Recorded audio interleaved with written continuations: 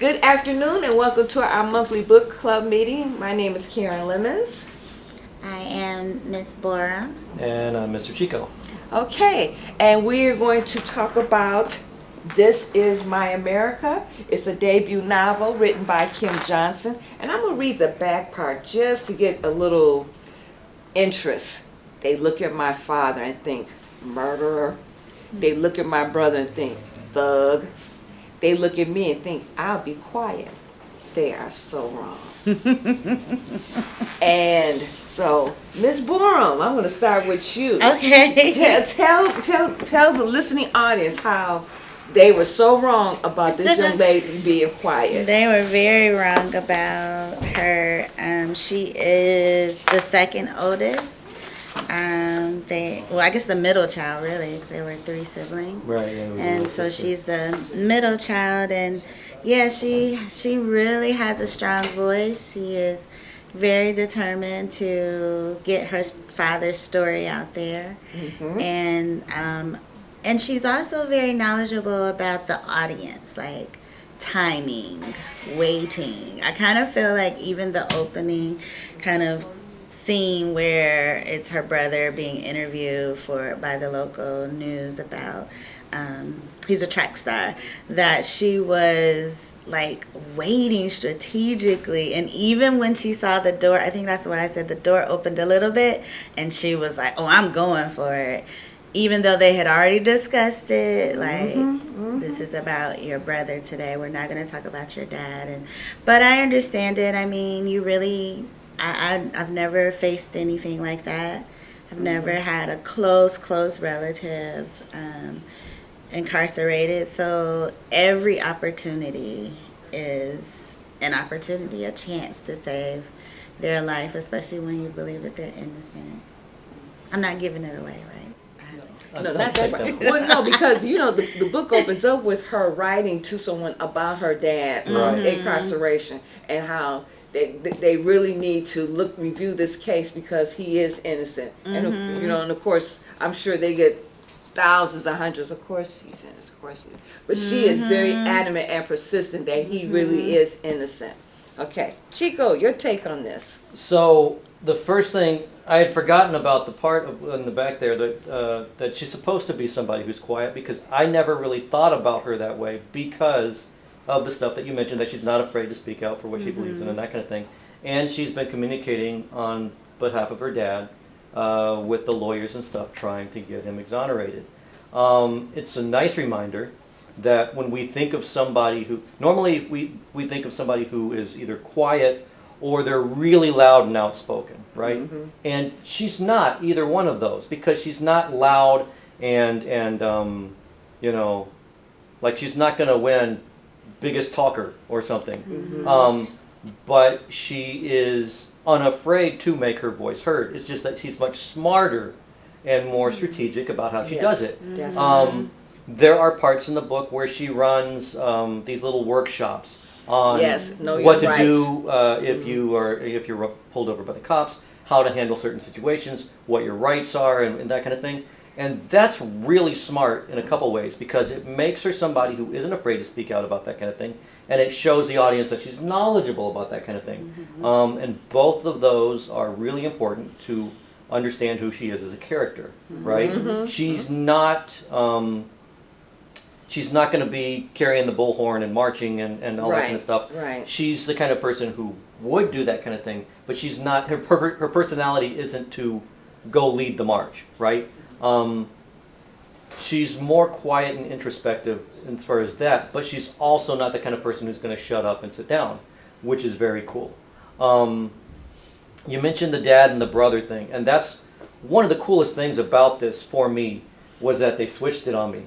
Like, I went into the book expecting it to be one thing. I expected it to be about her attempt to prove that her dad is innocent, and that case and things like that. And I thought that would be the main storyline, and the brother would be a subplot.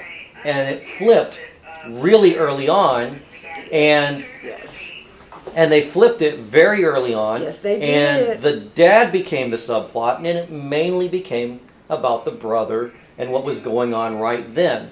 And like all good murder mysteries, they connected both parts and tied everything up nice and neat, and that was really clever writing. But I love the fact that it was still in the tone that I expected. It still had the feeling and the emotion behind it that I expected. But I love the fact that they took the plot and kind of, here's what you thought it was going to be, and they twisted it. And that was very cool. Yeah.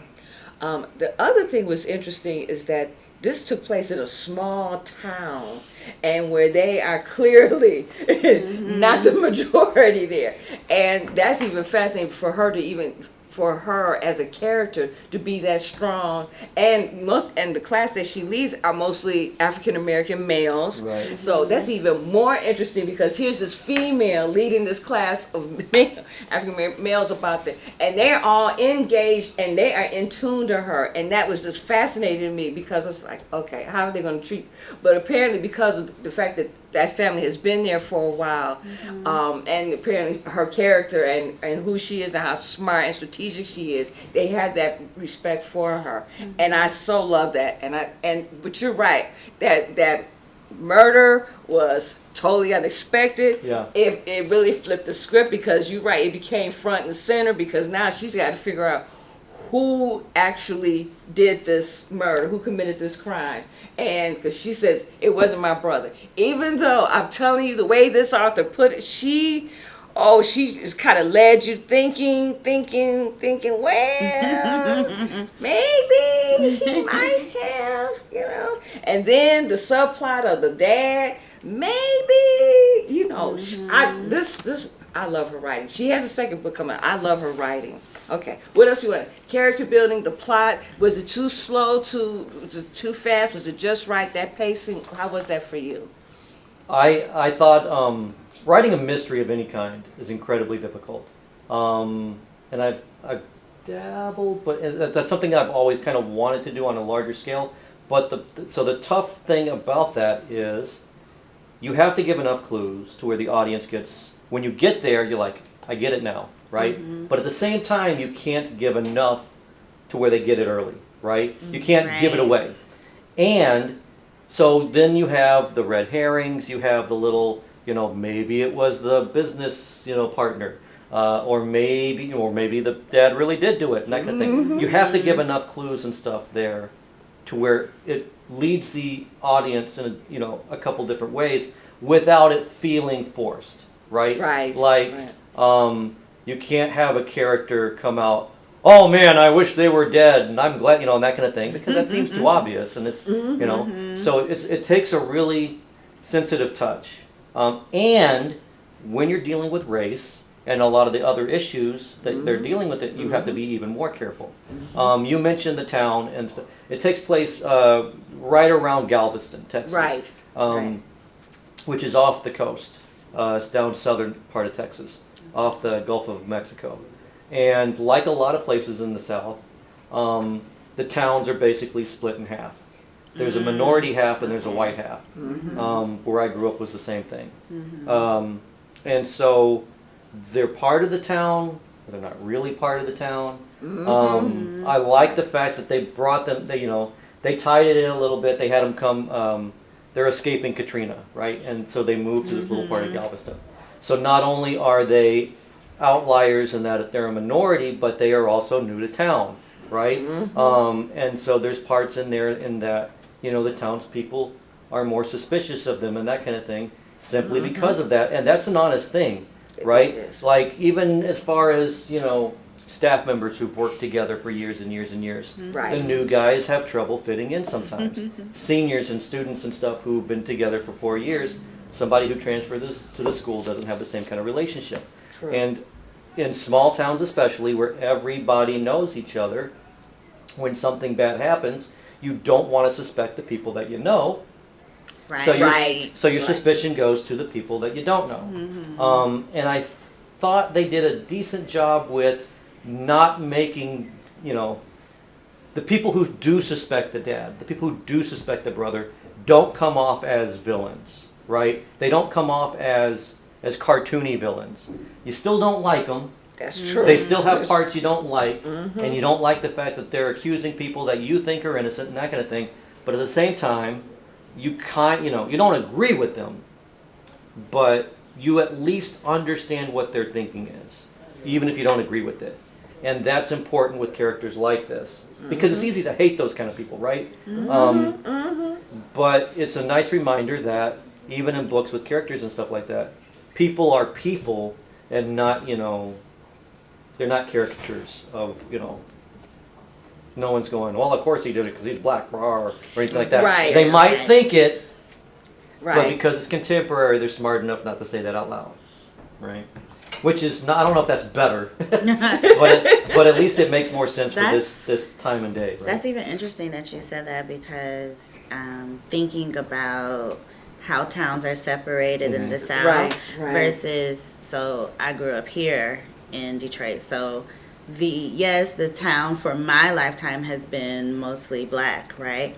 But then understanding kind of the separation just looks different. Right. Than I guess what would seem obvious, right? So for me, I grew up in the city. I went to black high school with a few other students, non-black students, and that seemed normal to me, right? But then knowing friends or doing other things that took me out of my normal area or outside of the city limits, I was like, oh, it's different out here, So I think that I'm really glad that you cleared that up or notated that in Texas, like that is kind of, I guess, for small towns to have like this big separation, but still be part of the same town. Because for me, it's always been like the whole city is mostly black, right? Or at least my neighborhood.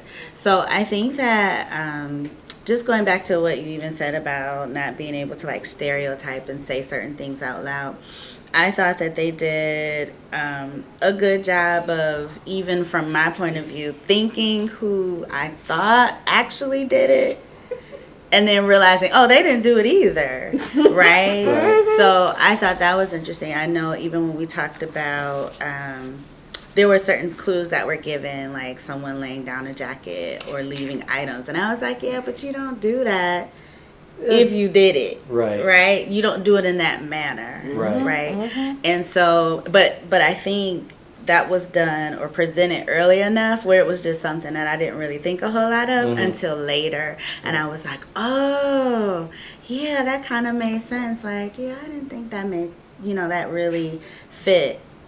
Or people who came in and were like trying to point the finger at certain folks. Like, I was like, they did it because you wouldn't feel so strongly. You wouldn't be up here talking all this trash saying he did it. But also realizing their relationship to the victim, right? And so why they were at odds and why it could have seemed like it could have been one of them. So I think, so to answer your question about pacing, I thought it was just enough, just for me, because I don't, I've sometimes read books where I was like, okay, I already figured it out, and I got how much more to read? But I felt like there was enough information, and there were a lot of stories. There were a lot of layers on like family backgrounds. Like you said, they came from Katrina. They were coming from New Orleans, escaping Katrina. The background of Quincy. I think I kept forgetting that Quincy was white. That was just me. Quincy was the black guy. The other guy was white. Oh, Quincy was the friend. Wait, which one was the love interest? But he was white. The love interest was white. And I kept forgetting that until like certain comments would be made. And then I would go, whoa, why would he say that? And I'm like, oh, okay. So there was a lot, I think, in terms of layers and characters, things that you didn't expect. And the other thing I did want to say about the main character in terms of her birth order in the family, but also how she was strategically, or not that, but just like what you read, that they think that she's the quiet one and she wasn't. They all had different relationships with their father and responsibilities to the nucleus of that family. So I guess as the oldest son, I could understand him being kind of like that one that is probably bearing a lot of the responsibility to make sure everybody is okay, make sure baby girl knows that she's loved and cared for, and then it's interesting for her to be the one that her dad really confides in. So I always find relationships like that, like in a group or in a family, very interesting when it's like everybody, like the dad can tell everybody the truth, everybody knows the truth, everything is out on the table, but he really confides in the daughter. And you know what I mean? Like it's a grave situation, and it is. But I think that others were kind of afforded the opportunity not to have to carry that weight, if that makes sense. I mean, they were all carrying the same weight, right? Of the potential of losing their dad. But she was carrying the weight of, like you said, exonerating him. That was just my point. And as a parent, I agree. It felt authentic in that kids and parents have different relationships than, Right. You have different relationships with each kid. Not better, not worse, not favorites or anything like that, but it's just different. And each kid has a different sort of relationship to the same parent. And especially if you have a case like this where the parent is absent for such a long, extended period of time. It's going to be different. And so, yeah, that totally made sense that way. All three of the kids believed in their dad. All three of them believed he was innocent. Right. But, Right. they dealt with that pain a little differently, which I thought felt real. Yeah, I believe her love interest his name is Dean. Oh, That's yes, it. That's it. Okay. So let me ask you guys then, because so like, if they're going to not really a spoiler because it's a small subplot, but I guess you can't have a book with a female character if you don't give her two guys to choose from. You know what? I know. I'm being facetious. But okay, so there's a female main character. They give her two guys to choose from. Right. Right. And one is who her main friend is now, which is Dean, the white guy, and the other one is who her friend was before, which is Quincy. And what we know about Quincy is that he always had a thing for her, right? Right. Is the way they explained it, and she was never really into him. Dean has always been the steady friend who's always been there, and they've never really crossed that line or anything before. We see a lot of time with her and Dean, and we get kind of why she would be into Dean. I wish we got that with Quincy. I do too. Because, okay, good. Because here's the thing. Anytime Quincy is around, then she starts, I'm kind of conflicted and I'm torn and that kind of thing. And I'm kind of sitting there like, why? Because I get that, I get it. Quincy's black and Dean is white. And so, and so she feels conflicted about that because, especially when you've got a town full of white people accusing your brother, right? Right? And I get that. But I wish we saw more of what would attract her to Quincy besides the fact that he's good looking. Because every single time they mention Quincy, she talks about the fact that he's good looking. And yes, there's a part where Quincy helps her break into a place, that kind of thing, right? Right. But that felt like we're just going to set that up so that they can fake kiss. Yeah, because someone's coming, let's pretend like we kiss. I was trying to figure out their position. It felt like that entire part, that whole scene, happened just so that they can fake kiss. And now she's like, I kissed Quincy and now I'm torn. And I wanted to see more of a personality from him or something. But okay. They're so young too. Like maybe it's enough. Like I think there is more. So a physical attraction. Yeah, I think that's enough. But he's been around her most of her life. Yeah. They have been in each other's lives. Yeah. So I think I think that there is an attraction to who he is as a person, but I just think that I don't know if you have to show all of that. You know what I'm wondering too, because that's good that you mentioned that, because they do have that history and stuff. I wonder if she wrote parts where we saw some of that, and they just had to take it out for time, for space. It didn't flow right, whatever. If maybe it got edited out. Because you're right, they do have a history. They have been friends the whole time. That kind of thing.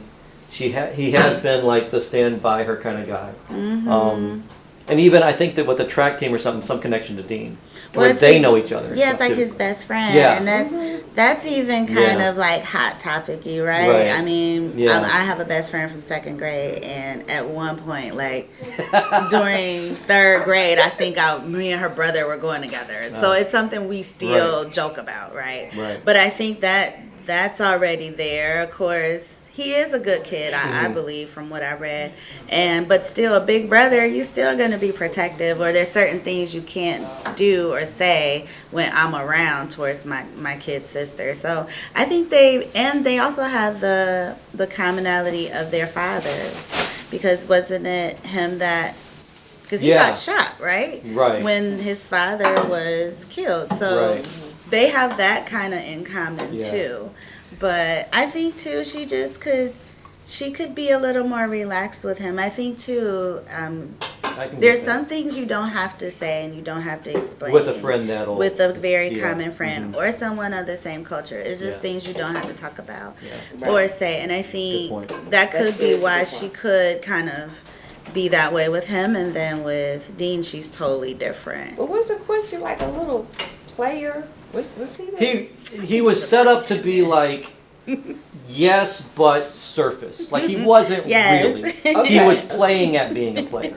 He was playing it. Right. Yeah, and so that part kind of, I don't want to say annoyed me a little bit. I says, okay, well, why he got to be? You know why I think that was thrown in there? Because they needed a reason for her not to want to be with him, right? Because if Quincy is so great, why wasn't she? And if Quincy was so great and Quincy was into her, why wasn't she into him, right?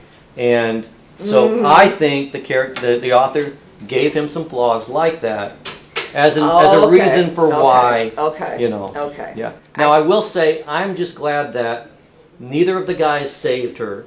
Neither of the guys solved the case for her. Neither of the right. It was nice that it was there. That's fine, but she wasn't reliant on them. And as much very work much so. as much work as they did, and in fact, like she's the one that sets up the little meetings for all the people in her town. Quincy just happens to be there. She's the one who does stuff and says, "Come on, let's go to the." Dean just happens to be there, right? I thought that was really important to set her up as a character and make sure that we got that she was the one doing all this. And I would have been really disappointed if they like flipped it and, you know, oh, I'm in trouble and the guy Save saved the me. day. Right, whatever. Okay, That would and that's a be good point. Also, as you were talking, I was sitting there thinking, yeah, if she and Quincy had been that close, that might have really shifted the whole murder mystery aspect of it and her trying to solve it. It might have shifted Yeah. because without revealing, there's some things that the real culprit is going to Yeah. have to deal with. And then you've mentioned the fact that, and I kind of forgotten about this, Quincy's dad and her dad are in business together.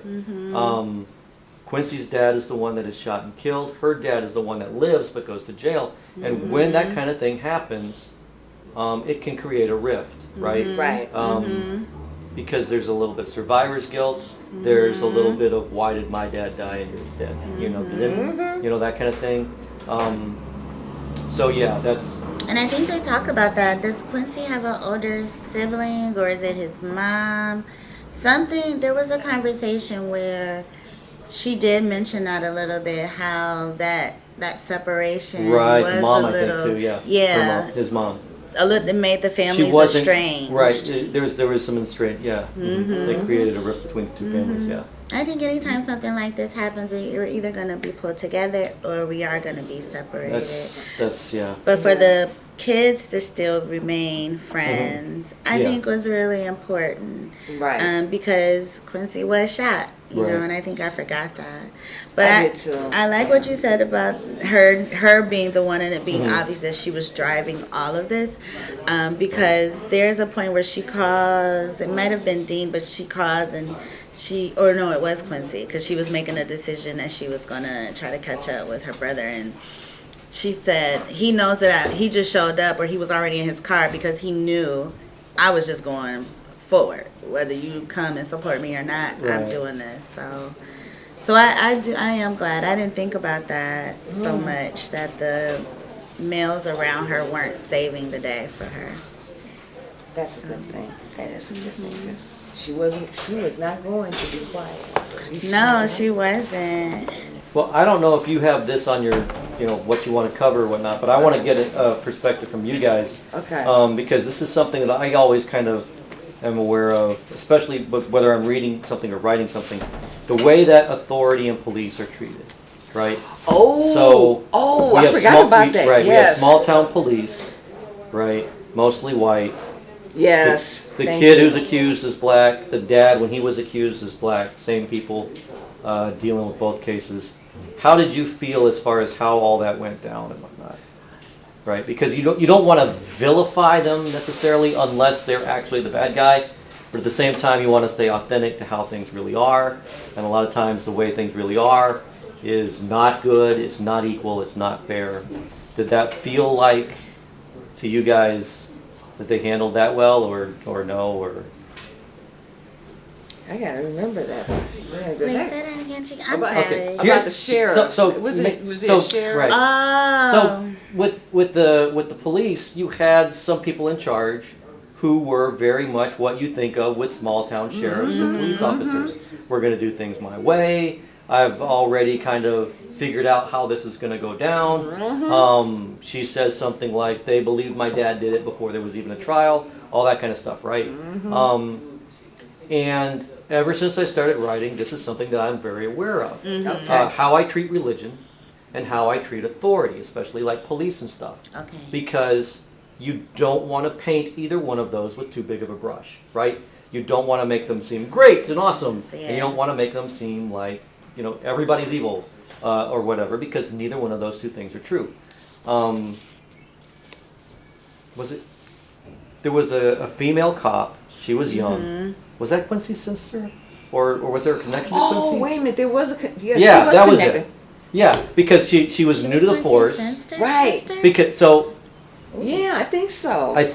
there was some she was connection. Definitely, yeah, she So was definitely they knew who close to she them. was, that kind of thing.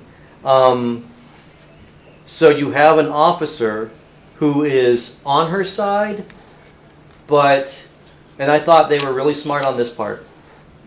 She's a female black officer. She's young. She has connections to the main character, but she doesn't throw the book out the window and I'm going to help you into the right. There's a part I think where she finds out that the main character is hiding evidence, and she's like, "Here's what you need to do." Right? She doesn't turn her in. She's not, "I'm going to stab you in the back" and whatnot. But she's not, "I'm going to break the law for you" either. Right. And so you have a character who's kind of walking that line between what her job is and who her community is. That's a tricky thing to do, and I was glad that character was in there, because, I have definitely seen, and I know that they exist, the characters like the evil white police officer kind of thing. Definitely is a real thing. But I'm glad that they had at least one character in there who was like, we're going to do things a little different, right? Right. Right. And if I remember correctly, they gave her some cool stuff to do at the end there too. Yeah. They kind of tied her in at the. Because she did.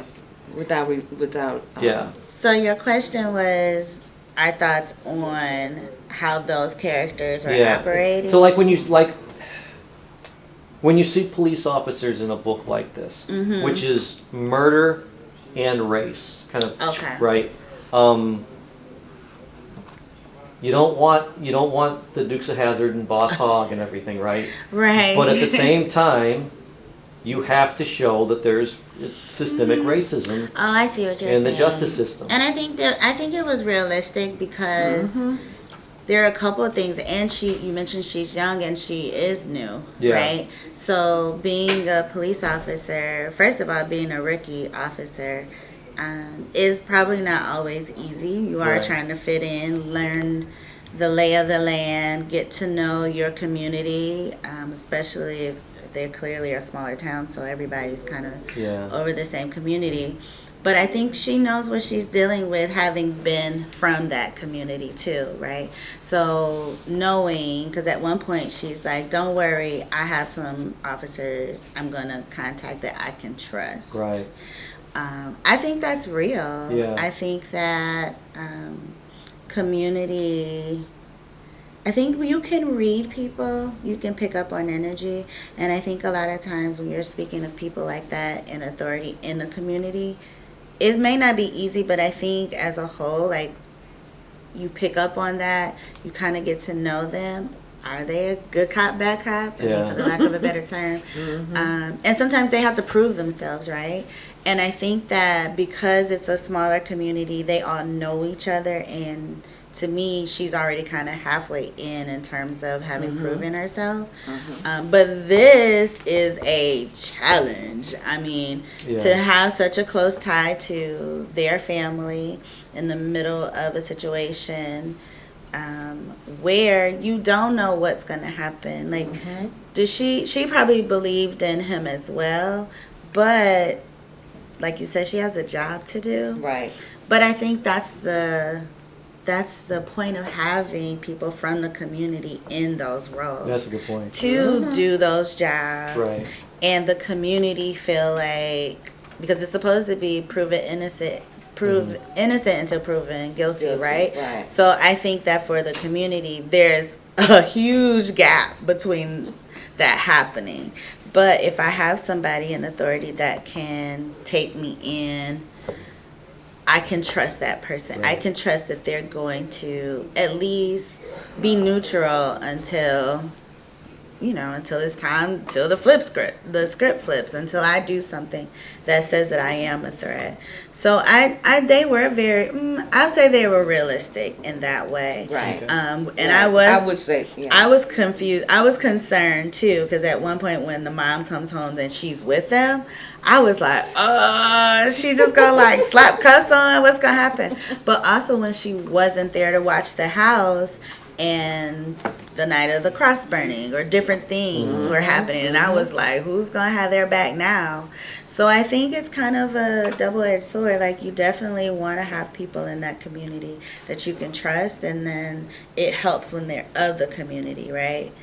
Because they kind of already understand. As long as, because you can still be of the community and not be like a good cop too. Right, true. But I thought she was realistic, and that was a huge challenge. Yeah. I mean, that's realistic that you have, especially if you're policing your own community, I'll say. You have those times when you have to really make a decision and either show yourself friendly or show yourself to be on the side of the law when you're right. I mean, I don't know. No, I'm with you on that. Yeah.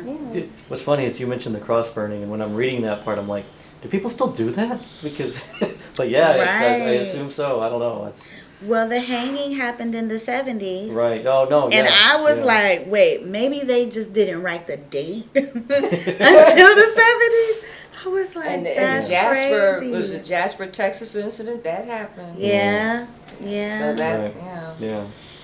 So it is kind of, and I think I forgot this was in a small town in Texas. But I think it's important to understand even what life was like. So I'm time hopping, but thinking back to the mom's time as a young child in the 70s in the South, and just thinking about what the rest of the country was still going through. Yeah. So I think it's all relevant. I think that it's easy to think, like you said, people still do that kind of stuff? But I think in different parts of the country it looks different. So for me, I guess it's a little more, it's not as obvious, right? Or if it doesn't feel obvious, which can, I think in my mind, messes with you more. Right. Because you're like, is it me? Is it them? Was I crazy? And then some people are like, oh, just brush it off. There's nothing you could do about it. And then that doesn't help. Because you're still like, but I still have these feelings. Exactly. And I know I felt what I felt. And they said what they said, and it happened. But I think that, I don't know. I think maybe that makes her even a stronger character to kind of stand up in the face of adversity. Yeah, adversity, like obvious adversity from the sheriff and his kid, and I was like, oh my God, his dad is like the sheriff. It's all going downhill. Well, something that you mentioned just kind of, it didn't really click before, but something really smart that the author did was not just tie two murder mystery things together with the dad and the son, but by making one the dad and making one the brother now, you have a look at how things were 20 years ago and a look at how things are now, right? Because the dad was arrested when they first got there. That's after Katrina's 2005, so about 20 years ago, right? Yeah. And have things changed in the town? Are things different? Good A point. lot of the same cops are there. A lot of the same people in the town are there. And so I thought that was a nice setup and a good way to handle looking at the town then and now, right? And not like 40s and 50s, but a lot more recent, but still a past history, right? So having it be the dad and her brother that we're both looking at, that was a really smart choice, I thought, by the author, for the reason that you just mentioned. We can think about how things were for the mom. We can think about how things were for the dad, and that kind of thing. That gives them a reason to look back at the town. Yeah. It's really smart. Man, Katrina was almost 20. I know, right? Ago. Oh, Wow. we're old. But I like this book. I was really glad that we did this one. Yeah. I am too. I was trying to find a book that that didn't, that wasn't dark, but and I love that this character was an activist, a social activist, and she's a young girl, she's a teenager. You know what I want to mention too, because I forgot this part. She's a reporter because That's she writes true. for her school paper. That's Right. And I dug that because that makes her she's the activist, yes, she's all that. She's advocating for her father, but a reporter or somebody who writes a lot is somebody who's going to try and get to the truth. And so to make her the quote-unquote good point. detective, man, I dug that. Yeah, that's true. I forgot about Yeah. and that's a good point as well, because she was, and yeah. She's trained to do that, to find the Yeah. truth, to get Trying to the truth. Get to the truth, no matter what. And the risk that she took to get to the truth, ooh-wee, she's a brave one. She is. But I love this story, and I'm, like I said, I wanted to try to find something that wasn't dark, but and it did have that social justice theme, but it was such a positive one because you had a strong female character who says, look, I'm going to find out what happened no matter what, and I'm going to try to get my dad exonerated. You open up the first page, and she's writing a letter to this guy talking about, my dad is innocent. Would you please look at this? And she writes, and from my understanding, I guess she wrote weekly or Right, yeah. She wrote once a week for years. She was so persistent. And that's why they were so familiar with her. Very That also tells you she's not going to give up. Exactly. She was to the But end. since we said that, what else was powerful for me was when they stated how many days their dad had to live. True. She's keeping a track of a countdown. Yeah, and I think the first time I heard it, I was like, wait, what? I was like, wait a minute. I think it was like 252 or something. And I was like, I don't even want to do the math, because in my head, 365 minus that, we've already wasted a lot of time. Just once you hit the year mark, I can't imagine how, that made the family feel. But I was like, man, the countdown is on. So it was serious. It was. And she wrote, she kept us, well, I don't know about you guys, but I was, the chapters are short, but and most of them ended with some little kind of cliffhanger to want to keep you reading to the next one. I was like, okay, I can't stay up to 3 o'clock in the morning for trying to finish reading. Finish the book. But I did finish this book quickly because it's a good read. Like you said, the pacing was great because I also wanted to find out because I had I know who did it. And then to find out, oh really? Okay. This is really going to be interesting. But it is. I highly recommend this book because she is certainly Miss Tracy. What was her last name? Tracy Beaumont. I think that sounds right. It should be on her first. Yep. I'm terrible at remembering character names. I am too. Yeah, Tracy Beaumont is certainly a character, a memorable one that you would love to read about in this book. Thank you for choosing this book. And You picked the best stuff, man. Yeah, I'm definitely interested in her other works too. Yeah, her next book, I think, is it called The Invisible Child or something? I don't know if it's published yet, but I've been keeping my eyes on it because I said whatever book that she writes, I'm going to read it. There's positive messages in standing up for what you believe and doing the right thing. you know, and taking that risk to do it. And students who may be a little fearful, if they just look at some of these characters who fears are, I mean, we're in Detroit, a large urban city. This little town, predominantly white, knowing the structure that is set up, and she's taking the chance that she did, you know, we should step out and face those fears and do something for the good of the community, or standing up for what you think is right or what you believe in. Yeah.